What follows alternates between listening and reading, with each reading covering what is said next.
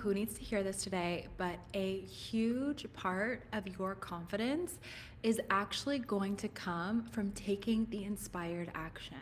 So, oftentimes, when we're wanting to create something, maybe you're wanting to make videos and go live because you want to grow a coaching or a course creation business. Maybe you want to get confident with public speaking, with sharing your ideas, whatever it is.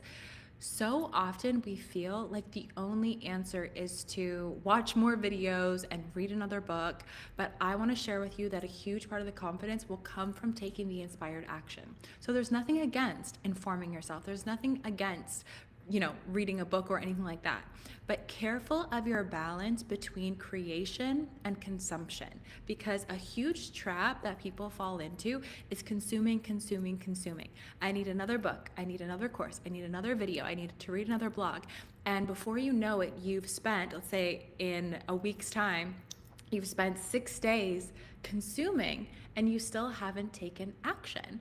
A lot of the programs that I create, I reference actually how to teach, right? Like science-backed practices that are effective ways to teach. And so one thing that I always share with my students is there's something called a learning pyramid. So if you just read and watch information and listen to information, you only retain about 20 to 40% of the information.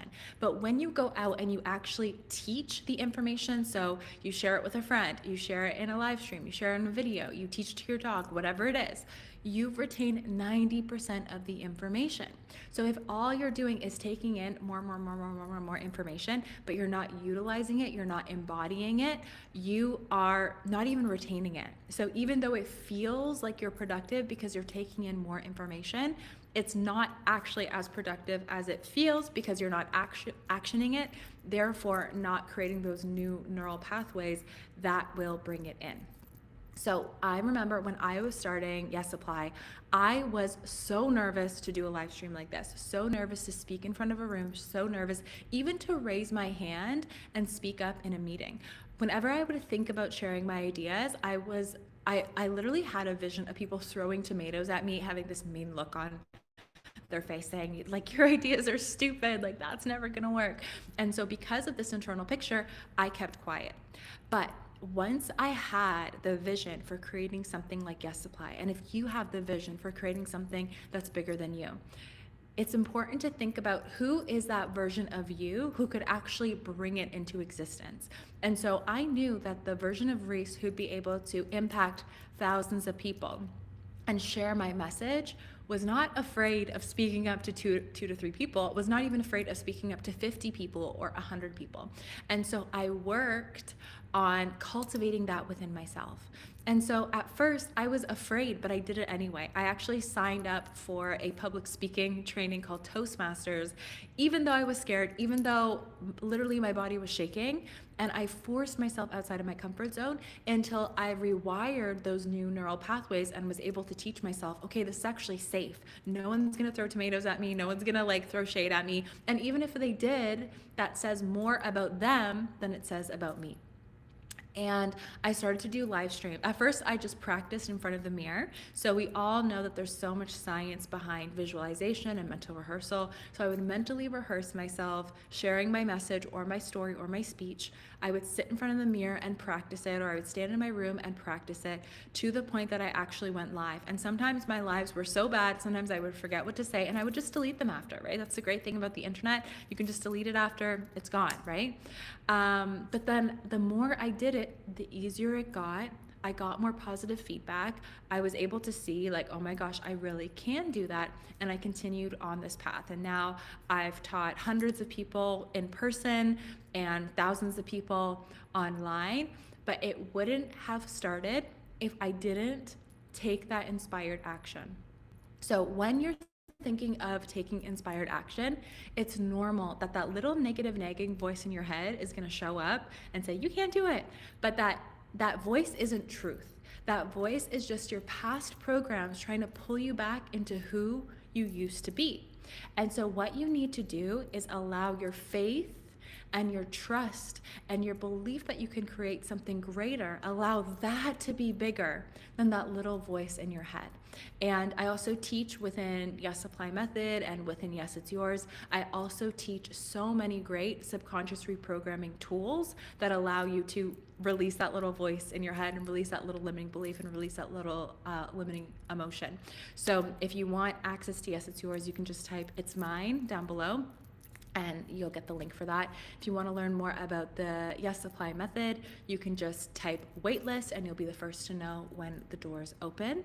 But I just want to remind you, do not compare your step 1 to someone else's step 100. So if you're looking at, me, who I have tons of videos online and I've done speaking events, or if you're looking at someone else who's a great speaker, know that they didn't start being a great speaker. They didn't come out of the womb leading rooms of people, right? They started probably just as nervous as you feel, talking to one other person, sharing their ideas with one other person until they grew, they cultivated their skills, and they were able to help more people.